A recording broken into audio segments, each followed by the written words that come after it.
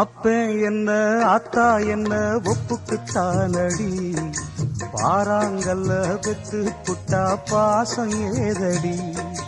பெத்த புள்ள தந்த பணம் உப்புக்கு ஆகுமா,